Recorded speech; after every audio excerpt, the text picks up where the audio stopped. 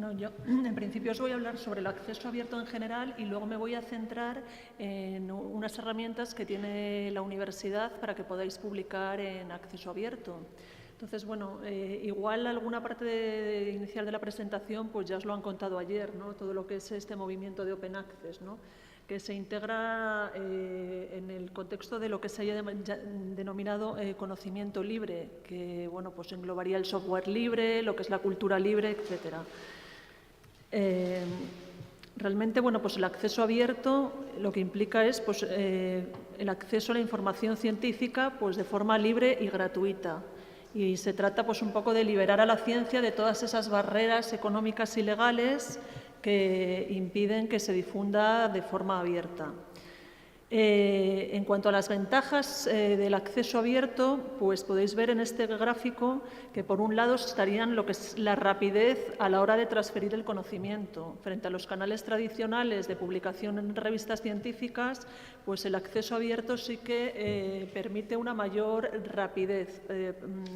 Luego también, al ser de acceso libre, se incrementaría considerablemente el uso de esa información, llegaría a más audiencia, permitiría un mayor número de consultas, incluso si publicáis en acceso abierto, la ventaja es que al ser consultados por un mayor número de gente, pues también podríais ser citados por más gente, con lo cual el impacto de las publicaciones pues sería superior. Y con todo ello, pues lo que se consigue es mejorar lo que sería la comunicación científica. Y también tiene una serie de ventajas sociales, que sería pues, que la ciencia estaría al alcance de cualquier persona, que se reducirían considerablemente los costes, también los contenidos pueden ser reutilizados y, sobre todo, se consigue una transparencia también en el uso de los fondos públicos, porque lo que sucede ahora es que la universidad pues, está financiando investigaciones, pero luego los investigadores publican los resultados de esas investigaciones en revistas de prestigio y luego la universidad tiene que volver a pagar para poder consultar esas publicaciones. O sea, para tener acceso a esa información que ha sido generada por los propios investigadores de la universidad. Entonces, claro, hay mucha gente que sí que es favorable al acceso abierto, pero luego no publica en acceso abierto. O sea, que eso se han hecho estudios y parece que sí, que pues un porcentaje muy elevado, un 90%, son partidarios del acceso abierto, pero luego parece ser que la gente no quiere utilizar esta vía de publicación.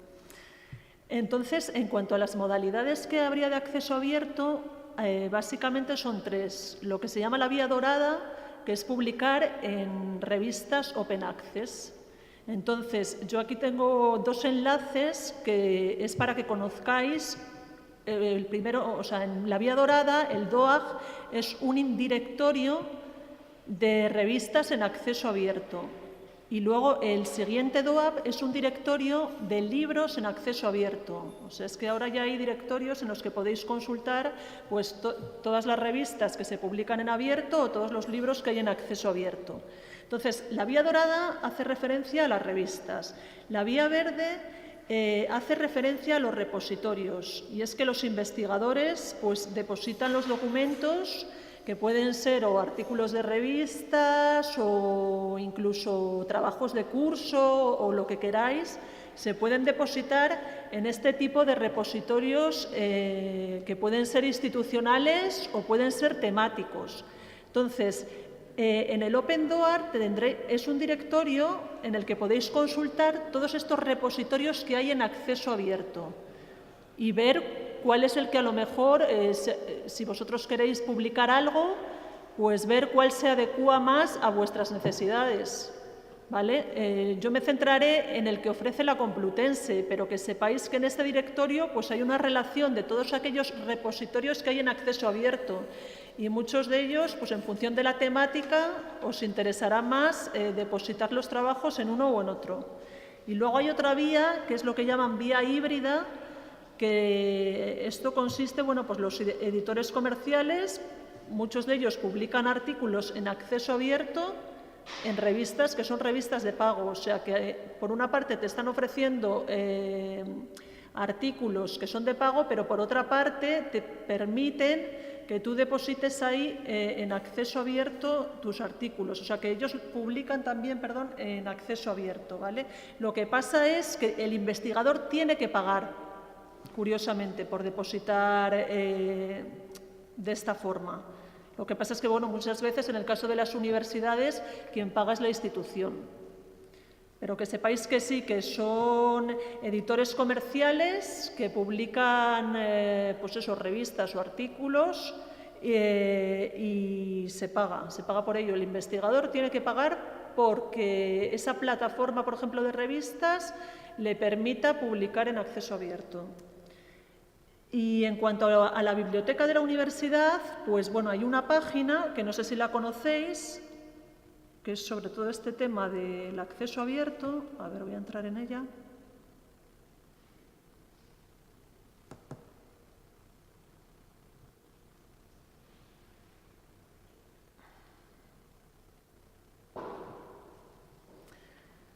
Bueno, tarda bastante, pero bueno, aquí básicamente lo que podéis ver es, bueno, pues todas las declaraciones, todas las iniciativas que se han publicado sobre el acceso abierto. A ver, me he ido a leer. Luego, aquí habla de la ruta verde, que es lo que os comentaba de depositar en repositorios, y entonces, bueno, pues aquí están los enlaces a esos directorios de repositorios de los que os he hablado. Y luego lo de la ruta dorada, las revistas, porque las revistas, o sea, la Universidad Complutense tiene un portal de revistas científicas también que está en acceso abierto.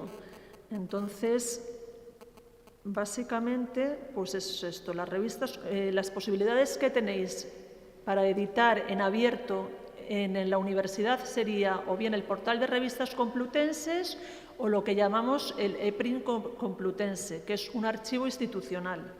¿Vale? Esto sería la vía dorada, lo de las revistas, y el ePrints, la modalidad que hemos visto antes de vía verde.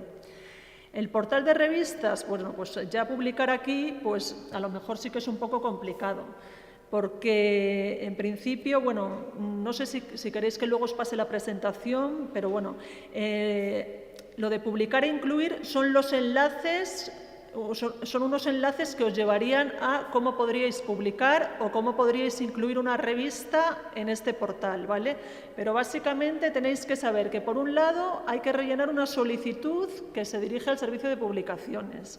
Luego hay que presentar una memoria del proyecto, de la revista. Obtener una evaluación positiva de la Comisión Asesora de Publicaciones y luego reunir los criterios de calidad editorial.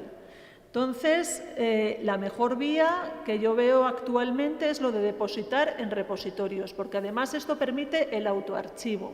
O sea, vosotros mismos podéis depositar ahí vuestros propios documentos. Lo que pasa es que, bueno, ahí lo que se está depositando, bueno, todas las tesis doctorales están depositadas ahí, pero bueno, la gente, lo que os comentaba, se pueden depositar artículos de revistas, patentes, trabajos de curso.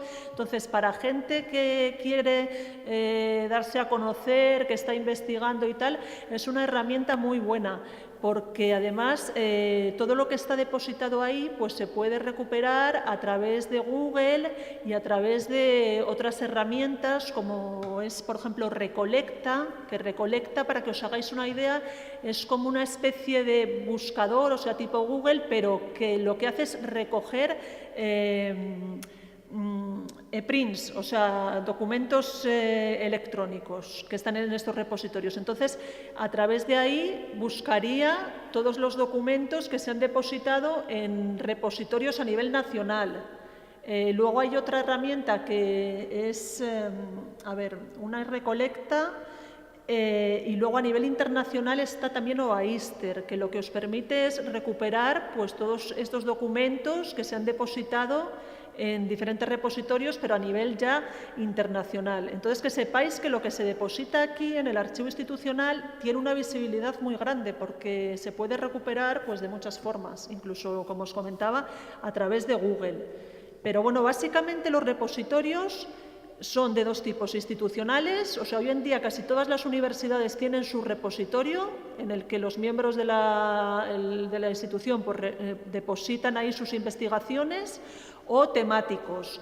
Y los temáticos pues ya están en función del área de especialización. O sea, si vais a publicar un trabajo, queréis depositar un trabajo del ámbito de las ciencias sociales, pues a lo mejor, aparte de hacerlo en un repositorio institucional, o a lo mejor no queréis depositarlo en el repositorio institucional y os interesa más buscar un repositorio del ámbito de las ciencias sociales. Pues bueno, en ese enlace que os facilité, en ese directorio de ROAR, pues ahí está la relación de todos los repositorios que hay, ¿vale? Entonces podéis ver por temática cuál sería lo mejor más conveniente o cuál os interesa a vosotros más para depositar ahí vuestros trabajos de investigación. Entonces, bueno, lo que se depositan en los repositorios es lo que llamamos EPRINTS, que esto no es más que los documentos en formato electrónico. O sea, es un archivo, por ejemplo, en PDF que vosotros subís al repositorio y ya está, lo depositáis ahí. Entonces, en el caso de que ese trabajo sea inédito, o sea, no se haya publicado, no hay ningún problema, lo depositáis y ya está. Pero imaginaros que vosotros hubierais publicado ese trabajo en una revista. Pues claro, tendríais que consultar la política de la editorial, ¿vale? Entonces, para consultar la política de la editorial hay unas herramientas que es Serpa Romeo y Dulcinea que os permiten pues saber las políticas que tienen las editoriales con respecto a este tema del autoarchivo. Entonces, simplemente entráis en la página, Serpa Romeo es internacional y Dulcinea es a nivel nacional.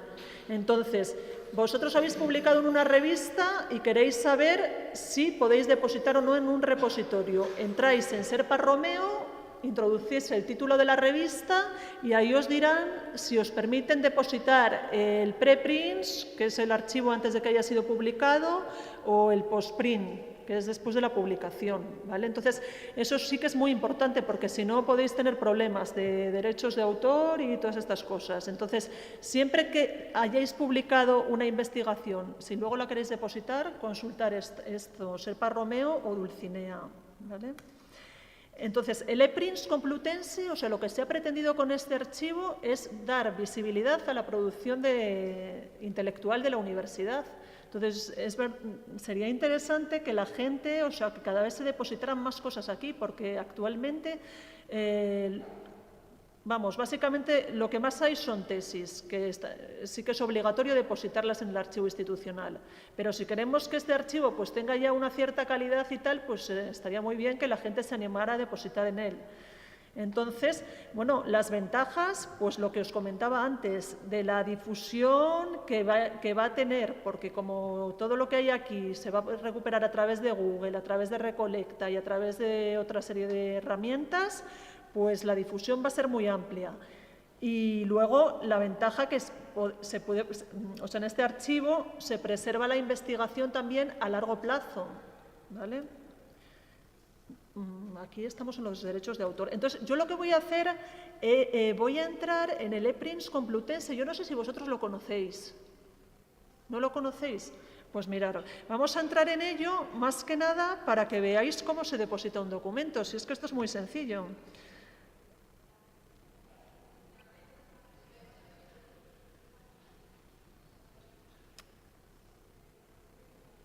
Lo que pasa es que igual no me funciona, ¿no? Porque he intentado entrar antes y no me funcionaba la conexión.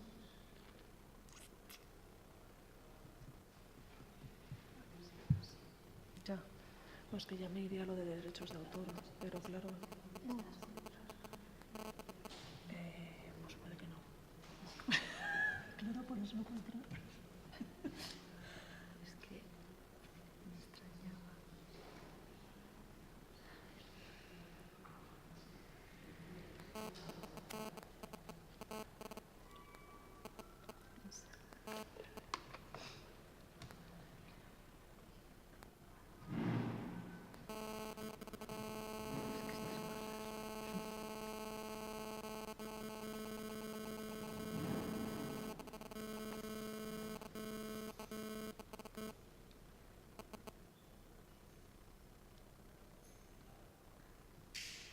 Fallos del directo.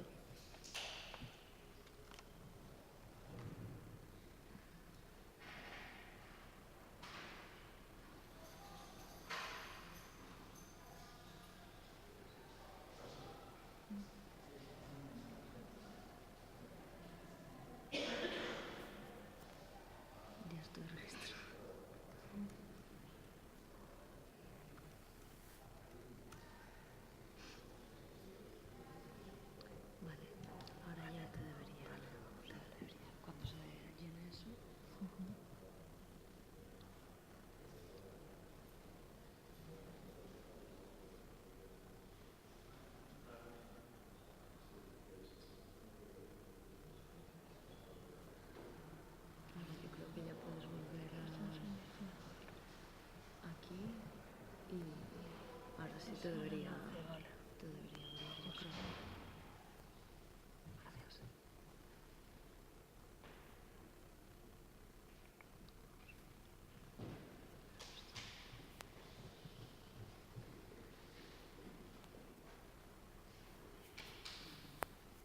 No abre, ¿no? Ah, sí. Vale. Vale, pues este es el archivo institucional que os comento. Entonces, bueno, para depositar aquí documentos, lo único que hay que hacer es registrarse, ¿vale? En el archivo. Yo voy a entrar con mi usuario y contraseña, ¿vale? Pero bueno, mirar, para registraros, pues nada, es ir rellenando esto y poner la dirección de correo electrónico y ya está. No tiene mayor... usuario, contraseña y os registráis. Entonces, una vez que estáis registrados, ya podríais depositar, ¿vale? Entonces, depositar.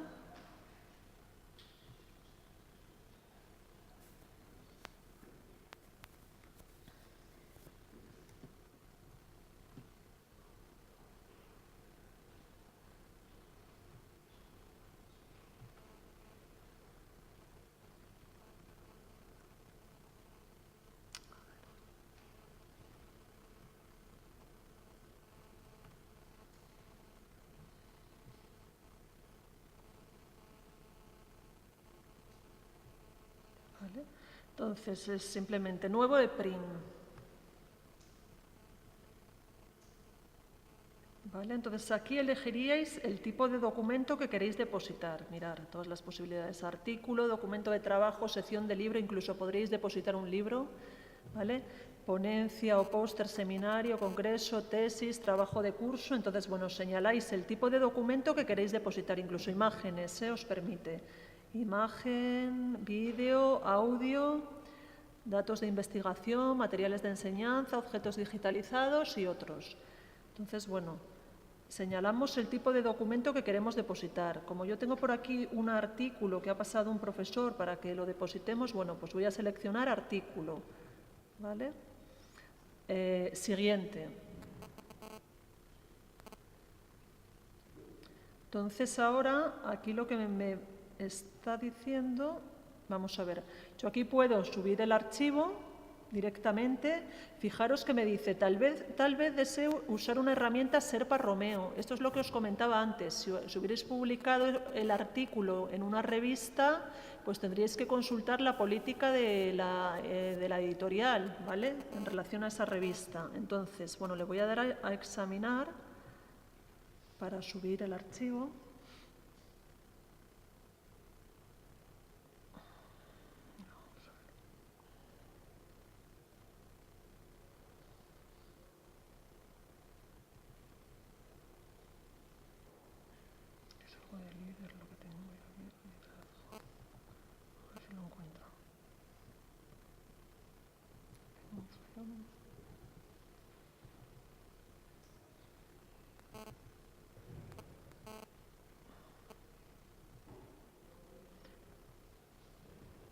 Importante que, bueno, que esté en PDF, ¿vale? Si subís el artículo, intentar que... A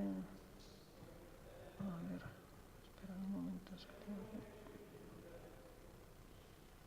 que... Este artículo es, a ver, líder, ¿vale? Lo está subiendo. Yo aquí, que de repente me doy cuenta que me he equivocado, pues tengo aquí la opción de eliminar, ¿vale? Entonces, siguiente. Ahora ya está subido.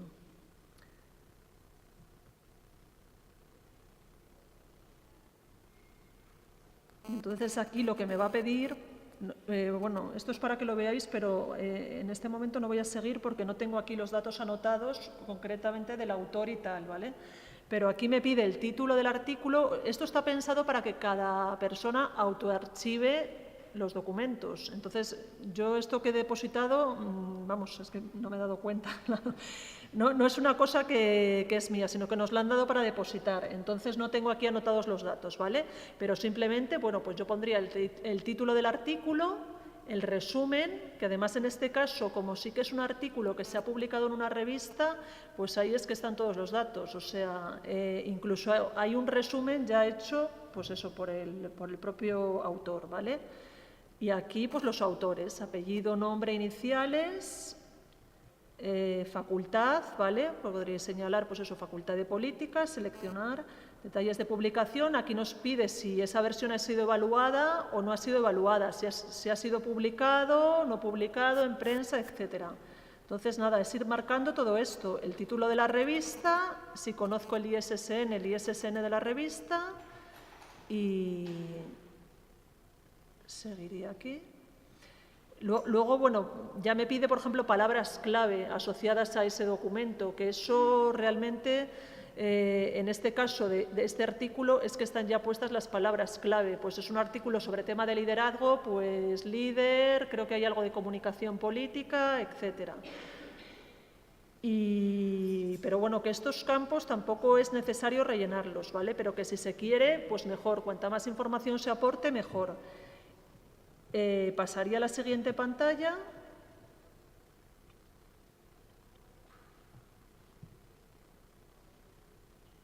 A ver si me deja.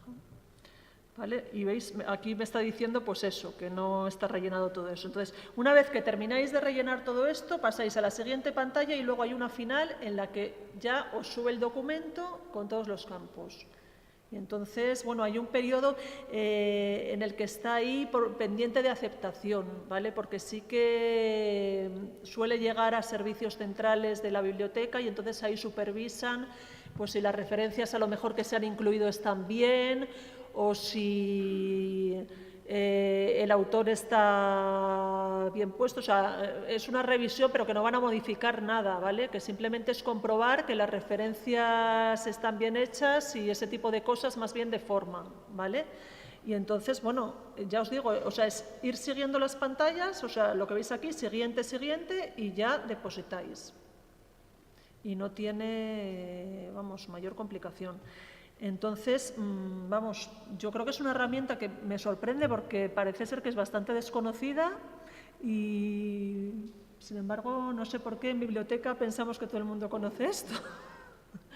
Y me gustaría saber si alguien de los que hay aquí conocía este archivo.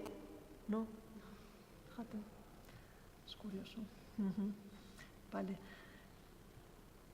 Entonces, bueno, esto del archivo...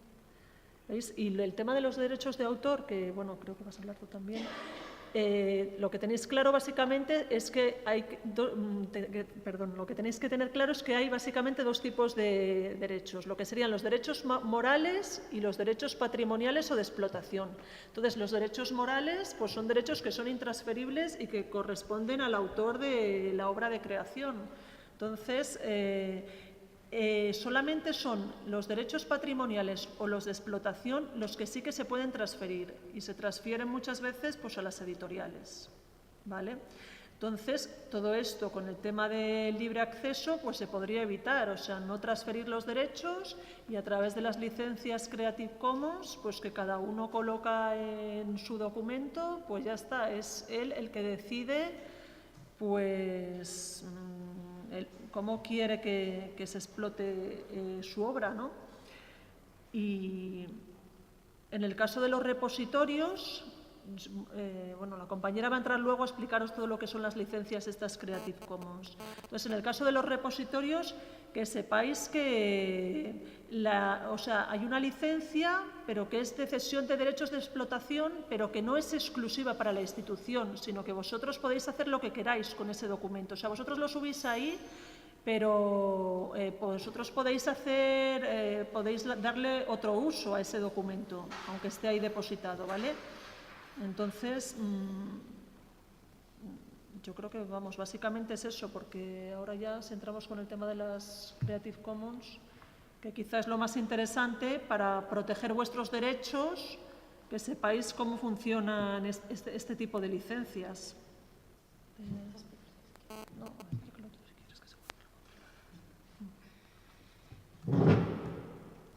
Sí. Bueno, Pues muchas gracias a todas las bibliotecarias y bibliotecarios que os peleáis por el acceso a lo que es de todos, que esto es bastante importante. Yo provengo de un colectivo que se llama Traficantes de Sueños, que digamos que tiene que ver con esto en el sentido de que tenemos una editorial que desde sus inicios hemos publicado todos nuestros contenidos de forma abierta, con licencias Creative Commons, con sus distintas modalidades. Vengo de un colectivo político, y para nosotros a veces es importante contarlo, que además definimos con un concepto que nosotros llamamos empresarialidad política. Y eso es central en otras cosas que luego hablaremos sobre la distribución del trabajo, pero que para nosotras era importante esta pequeña provocación, por así decirlo.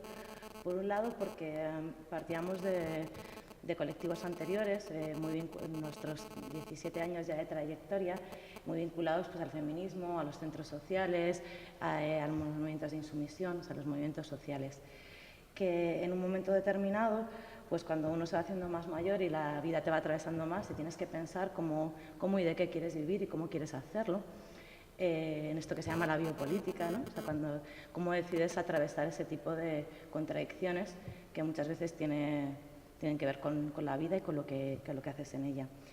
Y nosotros formamos parte de este proyecto que intenta afrontarlas desde la incoherencia a veces que supone, desde los límites, pero también pensando que no hay que evitarlas, ¿no? Que desde nuestra práctica laboral, desde nuestra práctica cotidiana, es de donde hay que hacer frente a este tipo de problemas. Empresa también, y esto es todavía más provocador porque trabajamos con dinero, y en su momento había una lucha muy clásica entre liberados, ¿no? De los procesos sociales, y nosotros sí que, independientemente de lo que nos pueda parecer el dinero y lo que el capitalismo conlleva, sí que creíamos que era un tema que había que afrontar. De una manera que nos hiciera responsables con los otros, que devolviera lo que es de todos, lo que se ha construido entre todos, que nos permitiera también sostenernos en esta vida. Entonces, explorar y experimentar otras formas, tanto de organización del trabajo como de organización de los recursos que teníamos. Nosotros nos organizamos de forma asamblearia, horizontal, sin jefes, y nos repartimos como las tareas entre todas. Y política frente a social, porque sí que creemos que hay una organización de lo que es de todos, que nosotros la vemos de una determinada manera y que la defendemos como tal. O sea, la gestión de lo común depende de en lo que digamos, trabajemos ahí, en las líneas en las que estemos. No es algo neutral, no es algo que pueda ser de cualquier manera, sino que creemos que es central que existan espacios, estructuras de movimiento que se mantengan en el tiempo y que nos permitan explorar de una forma práctica todo eso que en algún momento creemos que puede llegar a ser. Entonces, en este llegar a ser, pues tenemos una editorial, entre otras varias cosas, como una librería, como una distribuidora, como un taller de diseño, como otras varias partes que componen nuestro proyecto. Y cuando lanzamos el proyecto editorial, inicialmente, al venir de todo este campo, teníamos lo que se llamaba el anti-copyright, que, bueno, no sé, es como la fórmula inicial. Y nos atravesamos en esta andadura junto a otros compañeros que provenían del ámbito del software libre y demás, porque creíamos que era un territorio importante de experimentación, de empezar a defender un espacio que en ese momento se estaba creando como era Internet, que además atravesaba cuestiones que creíamos que todavía podían ser peleadas, es decir, que era un territorio en cierta manera por construir muchas de sus normas, por construir muchas de sus formas de relación, y que en cierto momento pues tampoco, como no le hacían tanto caso, de alguna manera te dejaban hacer. Lo que veremos con el tiempo y con lo que están intentando con los distintos proyectos, desde la SOPA, ALCA y variados, es que eso tiende a ser de otra manera. Pero bueno, entonces, digamos que nosotros nos acercamos a este mundo de la cultura libre y demás porque nuestra práctica, o sea, que no nos atraviesa. Yo me pongo bastante nerviosa y además no soy muy experta en este tema. Lo digo también porque, bueno, yo qué sé, me lo perdonéis y que luego vamos comentando cualquier duda que tengáis o lo inconexo de lo que pueda ser un poco más o menos mi presentación. Para nosotros ha sido como bastante importante, aparte de acompañarnos por todos esos procesos, porque nos ha permitido existir a lo largo de este tiempo, darnos a conocer, difundirnos, generar toda una comunidad alrededor que ha mantenido nuestro proyecto vivo. Como bien sabéis, esta cosa de los derechos de autor no es una cosa que se haya regulado desde siempre, una cosa que es a partir de 300 años más o menos cuando se decide que empezar a poner como ciertos límites a todo esto, y que será con Internet y con la posibilidad de copiar de una manera exacta y gratuita, donde esto empieza a entrar, digamos, en cierta negociación o conflicto. Esto es bastante importante porque al final vuelve a ser como otra de las distintas guerras que hay. Es una guerra en el sentido en que las industrias, los que en cierta manera obtienen beneficios y rentas de todo eso, deciden imponer unas determinadas formas de hacer las cosas bajo distintos nombres. O sea, pero en el fondo es eso, es un intento de acotar, insisto, lo que es de todos. O sea, que copiamos todo el rato. Copiamos cuando hablamos, copiamos cuando aprendemos, o sea, cuando escribimos, cuando aprendemos, cuando pensamos juntos. O sea, todo lo que nos rodea está copiado y así es como evoluciona la humanidad. O sea, que el problema no es si se copia o no se copia, sino dónde se extraen beneficios en toda esta cadena de producción. Y lo que tiene que ver también, y perdonadme a lo mejor las palabras un poco raras si me las preguntáis, de dónde extraemos beneficios. Igual que pasa es la misma pelea que tenemos con los bancos, con las transacciones financieras, con todo lo que se produce arriba y que no conocemos, pasa exactamente con el tema del conocimiento. Y en esta dimensión, o de, para así decirlo, división global del trabajo que se llama, o las distintas formas de salir de la crisis, o de dónde al final vamos a tener renta para poder vivir, una de las vías de salida tiende a ser lo que se conoce como el capitalismo cognitivo, el capitalismo de las ideas, ¿no? Y dentro de eso, las herramientas con las que la legislación, por así decirlo, el capital o las oligarquías, las industrias se gestionan son con esto que llamaríamos los patentes y los derechos de autor. De ahí su importancia.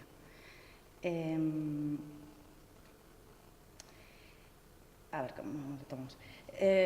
Bueno, como comentaba Ana María, realmente en lo que sería el derecho romano, que es el derecho aplicable al Estado español, que no es el mismo que el derecho anglosajón y que ahí varía un poco las distintas concepciones, aquí la preocupación, digamos, era que la gente, o la autoría, por así decirlo, que tú fueras autor y que se reconociera la autoría de tu obra. Y lo que se cede o no son los derechos de explotación. Digamos por defecto, y por defecto de quien legisla, aquí todo lo que, digamos, no está licenciado de otra manera es copyright. Y con ello tiene todas unas entidades que ya vais a conocer, famosas por sus escándalos, como la SGAE, como Cedro, en fin, que se han dedicado a proteger esos derechos de autor con los que solo algunos autores se beneficiaban. Hay toda una serie de mitos que, si queréis, luego entramos en profundidad o los comentamos, de por qué supuestamente son muy importantes los derechos de autor. Aquí los derechos de autor están protegidos, o sea, nadie puede ceder sus derechos morales, que se llaman. Tú puedes ceder la explotación de eso, pero en Estados Unidos, por ejemplo, no es así. O sea, tú puedes vender la autoría de tu obra. Eso es el derecho anglosajón, que es mucho más mercantil. Por eso es importante que los documentos, todo lo que hagáis, lo licenciéis, para que se salga, digamos, de esa concepción que por defecto tiene una determinada propiedad y sobre todo unos agentes que legislan y obtienen beneficios de ellos, aunque nunca lleguen a vosotros. O sea, que esos supuestos y esa diferencia de la que comentaban antes entre lo que de alguna manera todo el mundo está dispuesto al libre acceso y de repente nadie licencia sus obras de esa manera, ¿no? Como guardándose las espaldas por si acaso algún momento triunfa y de repente va a obtener beneficios de eso, eso no pasa. O pasa en escasísimas ocasiones. Quien se beneficia generalmente de todo este tipo de procesos son las grandes industrias. ¿Qué quiere decir también con esto? Que nosotros, por ejemplo, pagamos los derechos de autor. O sea, nuestros libros, aunque están en Creative Commons y demás, nosotros sí pagamos los derechos de autor. O sea, que licenciar con Creative Commons no significa que tú pierdas ningún tipo de derechos, ni siquiera que tú obtengas una renta directa sobre los mismos. Licenciar con una Creative Commons, bueno, no sé si meterme como, yo qué sé, bueno, hay como muchas polémicas en si esto es copyleft, si no lo es, dependiendo del tipo de libertades que de alguna manera se dan. No sé si hablasteis ayer un poco de eso, tampoco a mí me parece al final lo más importante. Y lo único decir que la Creative Commons es como una iniciativa que lo que intenta es legislar de alguna manera o ordenar toda esta cuestión de las licencias. Y lo hace de una manera que más o menos lo que se llama es que solo son algunos derechos reservados. Es decir, que tú puedes decir esa forma con la que quieres relacionarte con tu obra. Si quieres que de alguna manera pues, se pueda obtener un uso futuro comercial o no, si se pueden hacer obras derivadas o no. Y todo eso es como muy sencillo de hacer. La página de Creative Commons la veis haciendo un cuestionario. Eso lo podéis incluir tanto si es una impresión en papel como si es una impresión en digital. Ponéis el código y con eso ya vuestra obra estaría licenciada y ya insisto, es importante porque en gran medida, si no todo lo que se haga por defecto no tiene ese tipo de derechos. Y realmente y como contaba también al principio, pues la mayor parte de las cosas las hacemos con otros y copiando a otros y decidiendo a otros. Ha habido muchísimas luchas en este sentido por parte de las bibliotecas con el tema de las tasas, está habiendo muchísimas luchas con el tema de los libros de texto, en fin, no sé, los ejemplos son muchísimos. Cuando venía me acordaba durante un momento, ¿no? Mi tío publicó, por ejemplo, un libro de texto, él está contento porque, y esto es un libro de texto, es de lo que más rendimiento puede tener en términos de libros, o sea, que nadie se imagine que esto te pasa siendo un autor de ensayo o cualquier otra cosa que se le parezca mínimamente. Y él pues cada año a lo mejor le dan 700 euros de los derechos como acumulados de atrás. Muchas veces, sin tener en cuenta que eso es a costa de todos los chavales y las dificultades familiares que tienen, por ejemplo, muchas familias para acceder a los libros de texto. O sea, como de repente se produce una disociación entre lo que parece que es tu obra y la defensa de tu obra y lo que tú haces y la repercusión social que tiene lo que hacemos cotidianamente. O sea, esta interconexión, o sea, que si tú cuando luego lo hablas con él y se lo cuentas y lo que eso supone, de repente su imagen cambia completamente. O sea, como que a veces hay muchísima disociación entre cómo hacemos cada uno nuestras cosas y lo que eso supone para otros. Digamos, licenciar nuestras cosas de esta manera supone muy poco y en cambio casi nadie lo hace, ¿no? Casi nadie sube sus materiales, aunque luego también se ha demostrado, como gracias a Internet, que realmente producimos cooperación en todos los sentidos. No sé si queréis que profundice un poco más en cómo o sea, como que realmente hacer una licencia es una cosa súper sencilla, no tiene más problema y no sé, la típica pregunta suele ser si realmente se consigue dinero licenciando de esta manera, bueno, cosas de esas, no sé si queréis la hacemos ahora o si queréis voy más rápido y luego si tenéis dudas lo preguntáis y vamos con otra cosa que también a mí una de las que a mí me apetecía bastante discutir con vosotras. Y son dos aspectos. Por un lado, que seguro que ayer os lo contaron bastante, pero que es central y que es importante no olvidarlo, que es que cuando hablamos de toda esta explosión que tiene en gran medida que ver con Internet y que en gran medida con esto de copiar rápidamente, es muy importante la infraestructura sobre la que se produce todo esto. Es decir, que todo esto se ha llevado a cabo, como decía antes, porque de alguna manera se ha dejado hacer. Es decir, tenemos un Internet que aunque depende de determinados proveedores, y eso es una cosa importante y que en muchos ámbitos ya se está intentando conseguir redes propias que no dependan de estos proveedores comerciales, realmente básicamente estamos acostumbrados a un Internet de libre acceso, neutral, horizontal, que protege nuestra privacidad, es decir, una serie de cuestiones que son bastante importantes y que ha costado muchísimas movilizaciones el que pueda ser así. O sea, y realmente constantemente, y era a lo que venía un poco también a colación como las otras dos partes, se está intentando que no sea de esa manera.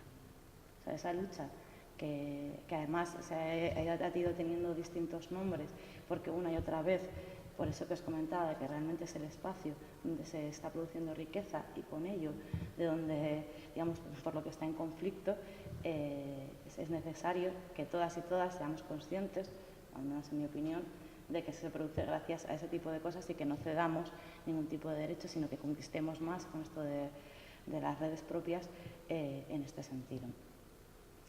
Y eso es importante porque también, y trayéndolo un poco a la universidad, y acordándome también de mis años de universidad, cuando hablábamos de, bueno, se mercantiliza la universidad, no sé qué, y entonces en aquel momento pues lo más que podías ver era un pequeño cartel de una cátedra que había conseguido algo de dinero a través de no sé cuántos, ¿no? Una cosa como bastante menor.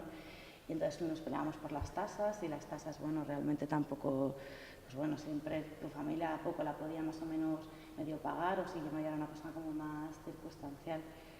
Y Y sin estar aquí, todas las transformaciones que he ido habiendo de la empresarialización, digamos, por así decirlo, universitaria, a mí me preocupan bastante, o para nosotros nos preocupan bastante.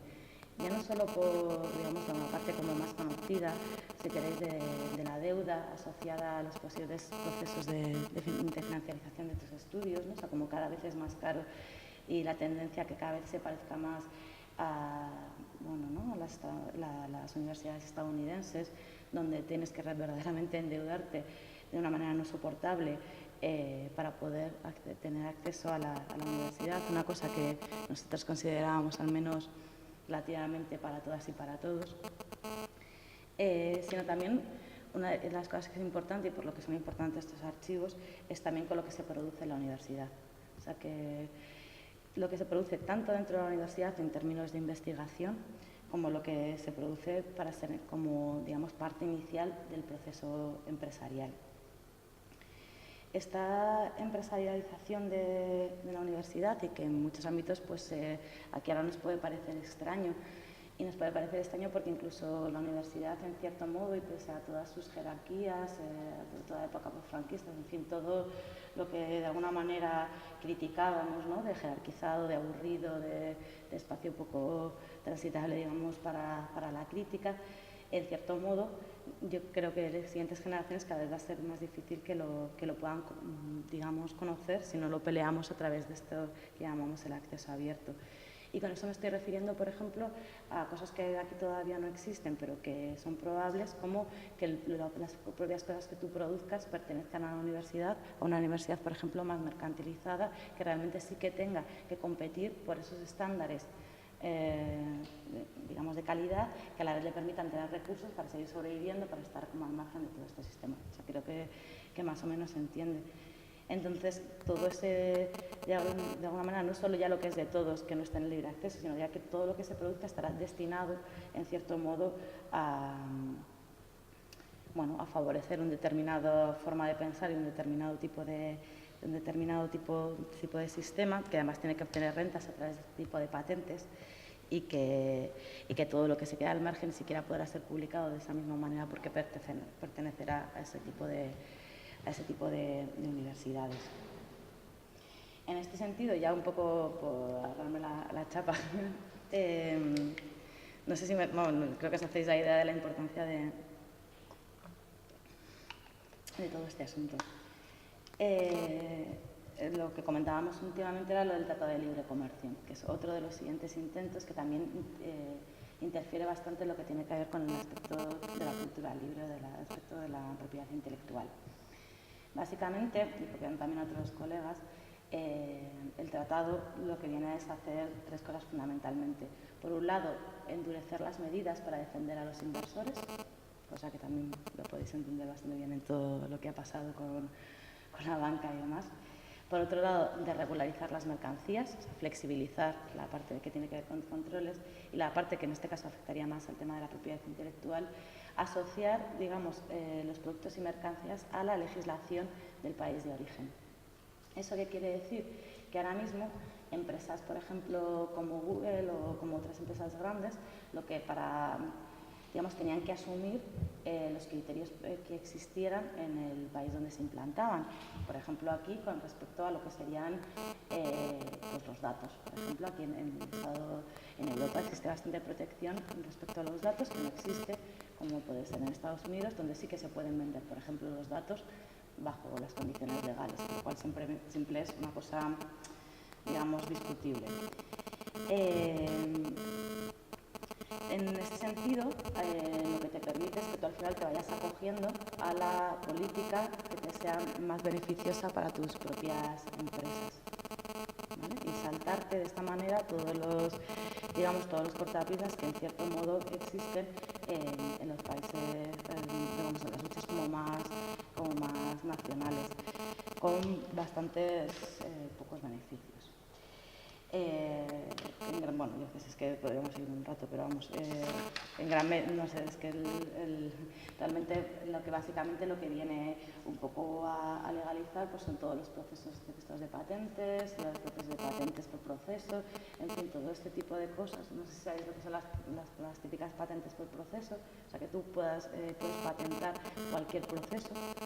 Esto es el famoso, por ejemplo, un clic de Amazon, ¿no? Ellos lo tienen, ellos han conseguido que en Estados Unidos eso esté patentado, ellos pagan por eso, nunca han hecho efecto, o sea, reclamar legalmente el que hacer un clic o el mus o el doble clic esté registrado, pero en el momento que quisieran hacerlo, podrían hacerlo y ya no es necesario que esté legislado en cualquiera de los otros lugares, sino que tú te puedes remitir a la legislación original, ¿vale?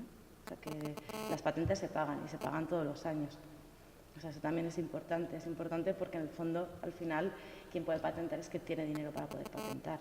O sea, no estamos hablando de derechos de autoría, no estamos hablando de reconocer la obra, o sea, cosas que son absolutamente light, estamos hablando de cómo se produce, en torno a quién va a tener la posibilidad de poder hacerlo. Es obviamente toda la lucha con los medicamentos, toda la lucha con las patentes por las semillas, en fin, conocido por todos, y que en la medida que un país quiebra, como fue el caso, por ejemplo, de Grecia con los medicamentos, pues tienes problemas para medicarte contra el cáncer, por ejemplo. O sea, son verdaderos dramas que están detrás de leyes que supuestamente muchas veces se justifican por cuestiones menores, en mi opinión, y con esto no las desprestigio, como puede ser el bullying en Internet, o sea, como cuestiones que realmente, finalmente, muchas veces ni siquiera se legisla en esos términos. ¿Vale?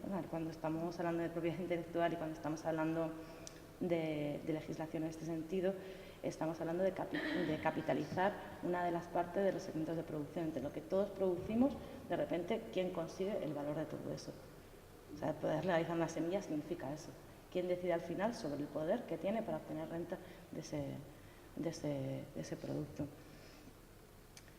Y básicamente hasta era lo que venía, o sea que todo esto podemos profundizar un montón de cómo se consigue parar esto, incluso de la importancia de la variedad y de ahí también la variedad de proyectos, de diversidad, de empresarialidades de distinto tipo que de alguna manera tengan poder y tengan capacidad para hacer frente a todo este tipo de envites. No sé si... ¿Bien? Muchas gracias.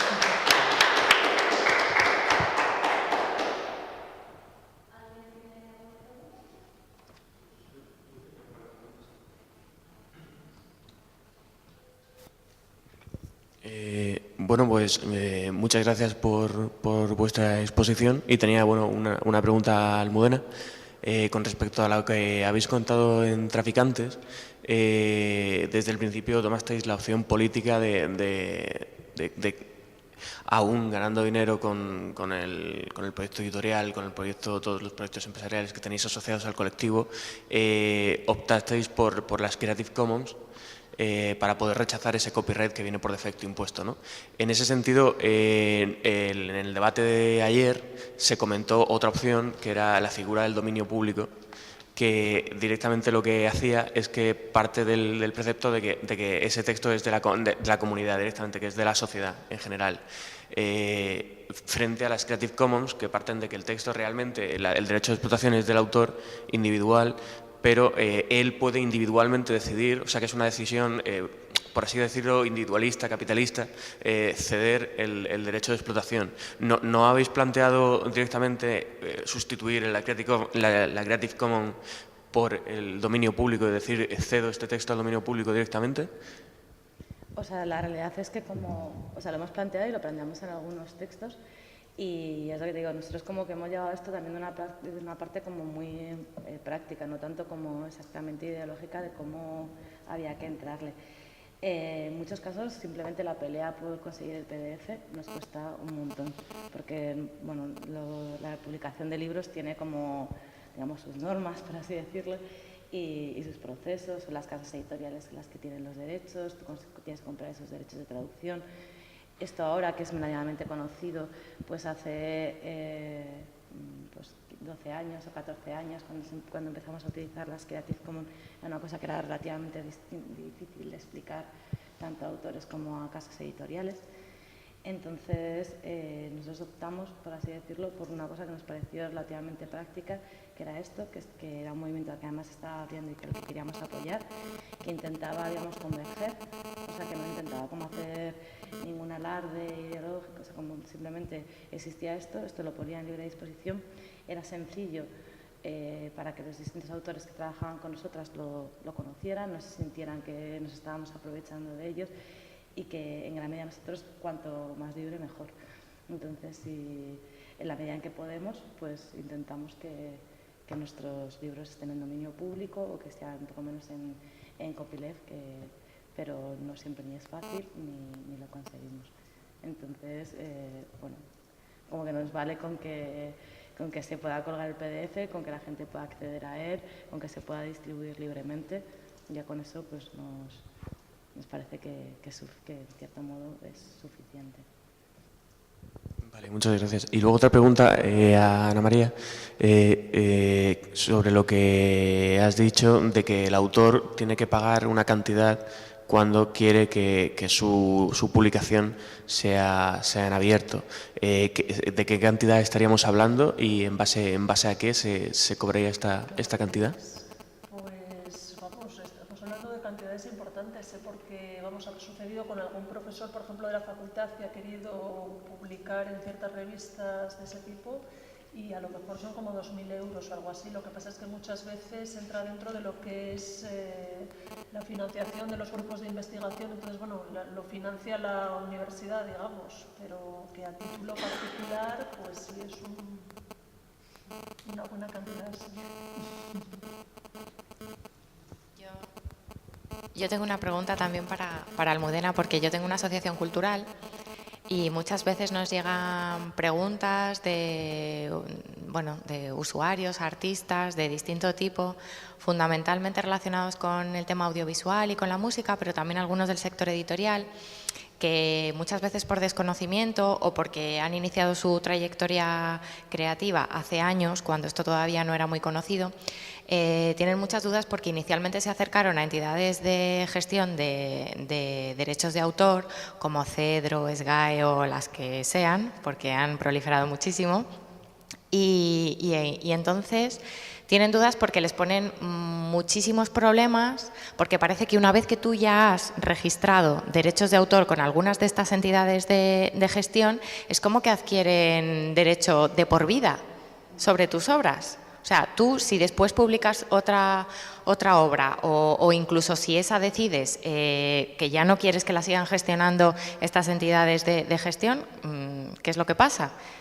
Nosotros parece que investigando hemos encontrado vías que se supone que esto lo puedes subsanar de alguna manera, pero realmente a la hora de la verdad nadie ha podido jamás zafarse de estas garras y no sé cómo vosotros lo solucionáis, si os llegan dudas, en fin.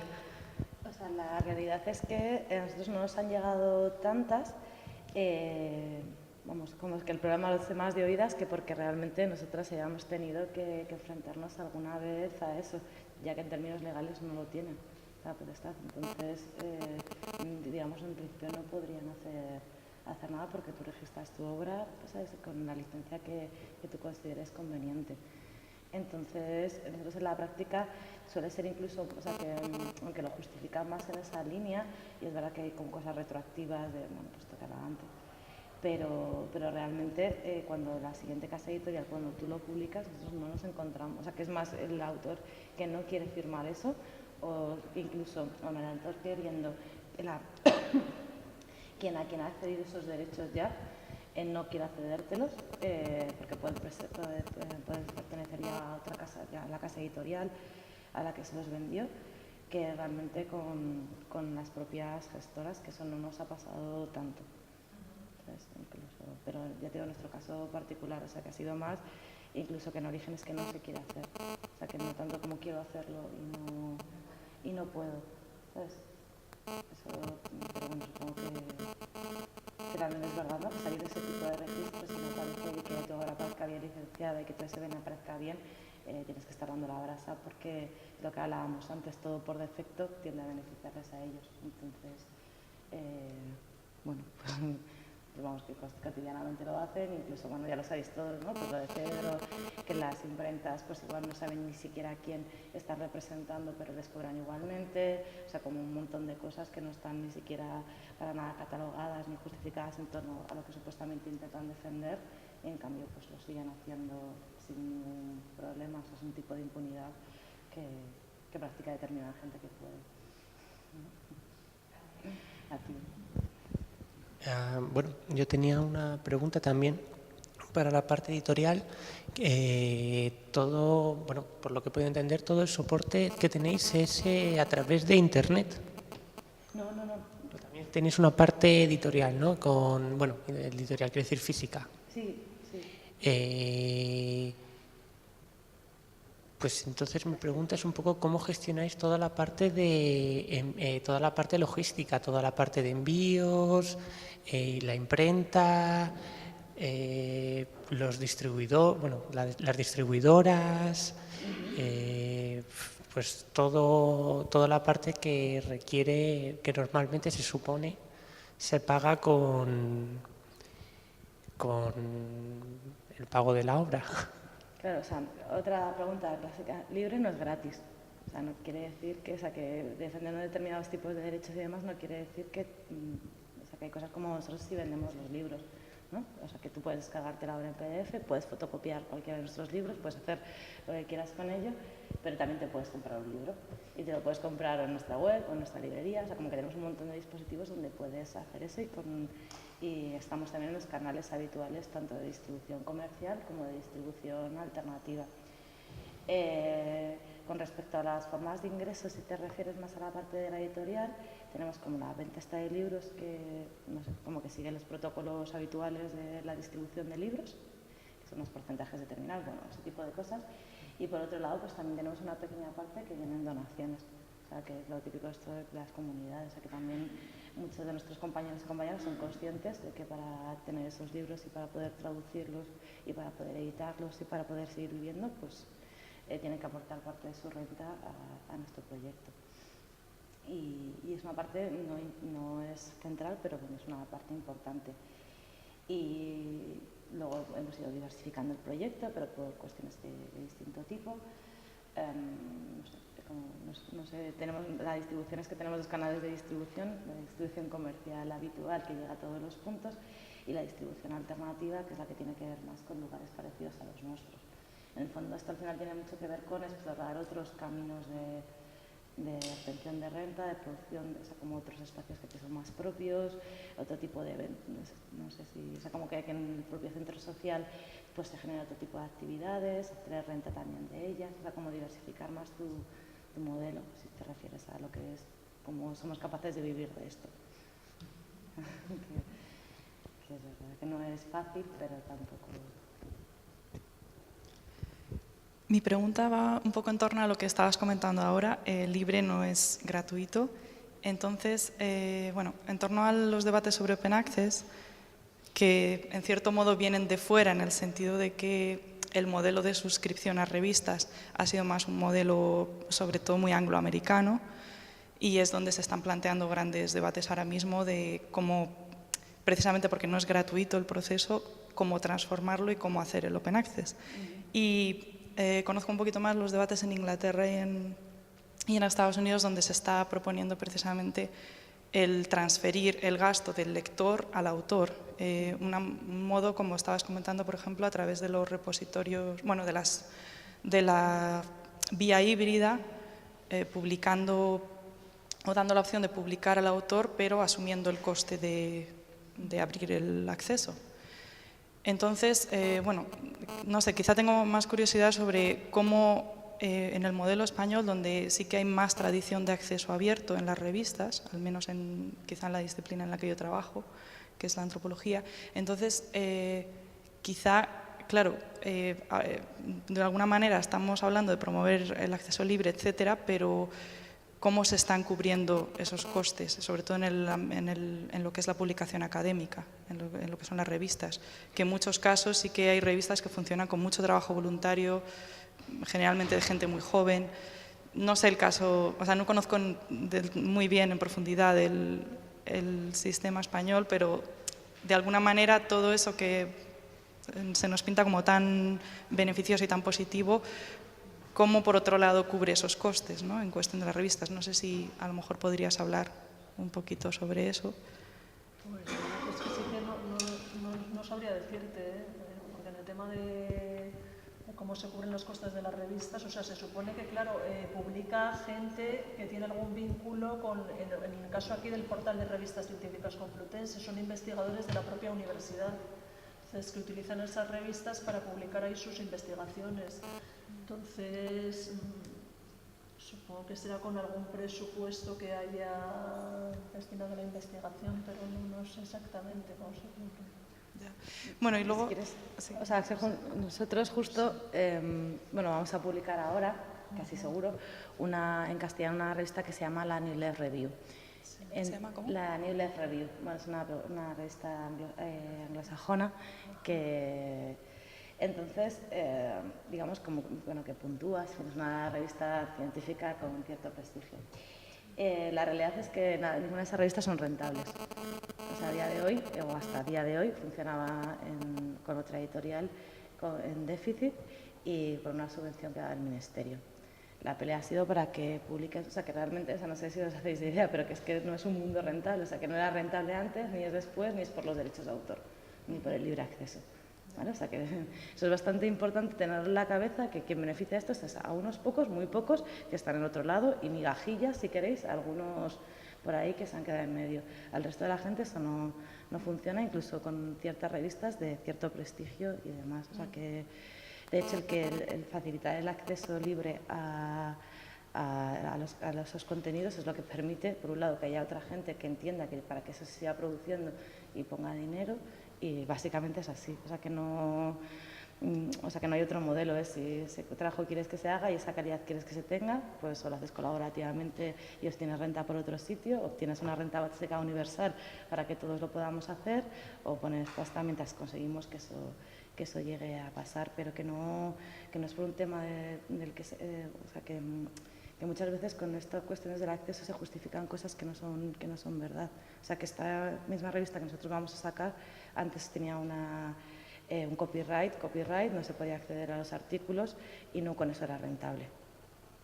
¿Vale? Entonces, es verdad que, por ejemplo, nosotros para dar ese paso e intentar que en medio se produzcan, gracias a ciertos proyectos que se están dando en Latinoamérica, que están liberando contenidos, vamos a poder obtener estos contenidos que libera, digamos, la universidad pública y de ahí poder nosotros publicarlos y trabajar sobre ellos. O sea, que realmente el tener fórmulas de este tipo, te digo, no sé si este proyecto saldrá, ¿no? Que es una cosa en la que estamos trabajando, pero realmente lo que está basado es que si cooperas con otros, entre muchos otros, todos juntos, igual somos capaces de hacer rentable y que pueda salir ese tipo de contenidos. No sé si te explicamos. Sí, o sea, estoy totalmente de acuerdo, y lo que hablaba es un poco de que al pensar en cómo mantener este tipo de publicaciones hay que pensar en los costes, más allá de si antes ha sido deficitaria o no. Es decir, abrir no significa... o sea, por un lado, no creo en esa transferencia de los gastos al autor, porque genera toda una serie de barreras a la hora de publicar en muchos lugares, en muchas instituciones, para mucha gente, según las jerarquías universitarias, etcétera, pero que por otro lado hay que pensar en cómo mantener esos costes, más allá de si se abre o no, siempre están. A veces parece que esto de los costes se asocia como a los derechos de autor y a que eso sea abierto y no es verdad. O sea, que lo que pasa es que antes hay determinadas cosas sí que hay gente que quiere invertir en eso y a lo mejor para otras no se quiere. Entonces, como que... Y para mí es como lo más interesante, o sea, que por un lado, cómo consigues renta para vivir, que sería una discusión, y que esa la podemos tener, y por otro, qué es lo que se paga y no se paga, y quién lo paga, y quién tiene capacidad de decidir también sobre eso, y que esa es otra discusión. Y de repente aparece lo de los derechos de autor como si fuera algo, entre comillas, importante, y simplemente lo que sirve es para regular en un marco normativo ese tipo de cosas. Y que además esa regulación normativa es importante porque muchas veces no se aplica, o sea, que es lo que hablábamos antes, nadie te cobra ahora por hacer un doble clic o por cosas absurdas de ese tipo, pero también nos pasaba igual con lo de las hipotecas, o nos pasaba igual con, ¿no?, que son cosas que parece que en ningún momento van a ser reales ni van a ser verdad. O sea, cuando, ¿no?, las hipotecas se decía, no, pero es que si baja el valor te vas a quedar con la deuda y no vas a tener casa. Y eso parecía como, no, porque es que la vivienda nunca baja, ¿no? Pues esto es lo mismo. Y al final, luego de repente, claro que pasa y claro que entorpece, o sea, que ahoga a familias, ¿no? Pues con el tema de Internet y de la propiedad intelectual pasa exactamente igual. O sea, que puede que muchas empresas, en un momento dado, pequeñas empresas, no puedan llegar a desarrollarse porque estén trabadas por toda esta legislación que está apareciendo. Entonces, Y luego solo un pequeño comentario. O sea, no estoy en contra en absoluto del acceso abierto. De hecho, estoy trabajando bastante sobre el tema. Lo único que creo que también hay que hablar de otra serie de barreras. Es decir, se nos anima ahora a publicar en abierto, pero no se transforman, por ejemplo, todos los criterios de valoración de la ANECA a través de los cuales se valora tu currículum y se valora tu trabajo. Entonces, creo que hay que hacer toda otra serie de transformaciones a la vez.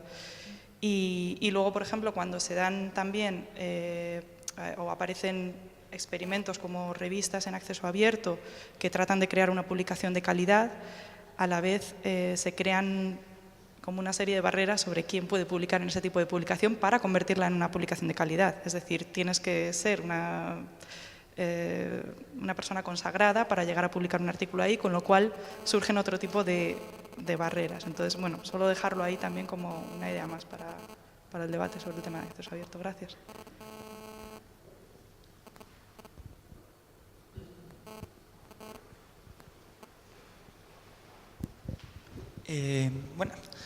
Yo hace tiempo que sigo una editorial americana que es Posthuman Studios, que se metió en el mundo de los juegos de rol y decidió que iba a ser la primera editorial que iba a publicar en Creative Commons. Se montó un gran pifostio porque la gente decía esto no va a ser rentable, va a ser imposible, y buscaron medios alternativos, pues vendieron primero los PDFs súper baratos, entonces los fans respondieron comprando los PDFs originales, luego comprando los libros y económicamente salió rentable.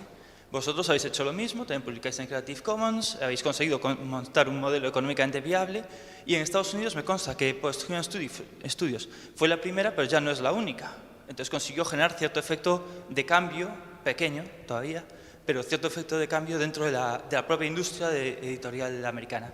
¿Se ha conseguido, aunque sea todavía un cambio pequeño en la española, o la española todavía está diciendo eso es imposible, no puede funcionar? O sea, sí que ha cambiado, o sea, desde el periódico El Clásico 20 Minutos, que como sabéis publica en Creative Commons, ya hay un montón de proyectos, o sea, tanto de periódicos como editoriales, o sea, no sé, compañeros, vamos, casi muchísimas cosas se publican ahora mismo en Creative Commons. Es verdad que algunas tienen más difícil acceso, o sea, que te publican, o sea, se puede fotocopiar, pero no encuentras el PDF fácilmente y cosas así, pero sí. Vamos, o sea, que ahora lo hablábamos hace un rato, ¿no? Ahora está muchísimo más extendido, o sea, ya no es tanto problema, o sea, cosas que hace un tiempo nos pasaban, por ejemplo, con los editores independientes, por así decirlo, que nadie quería tocar el tema del libro digital y en gran medida no se quería tocar porque existía también este miedo a no obtener renta del libro digital, ¿no? En cierta manera, pues bueno, ahora sí que hay muchas otras editoriales que publican en Creative Commons y que están un poco más dispuestas a ver qué desde ahí se puede hacer. Igual no hay como nada como muy unificado en una plataforma o algún tipo de experimento que juntos nos permitiera como afrontar esto de una manera más, no sé si quieres, conjunta, común, competitiva, en términos no de mercado sino de otros. Pero bueno, todavía ahí estamos pensando cosas, vamos, de cómo hacerlo y cómo afrontar el libro digital para poder seguir existiendo y a la vez manteniendo proyectos así.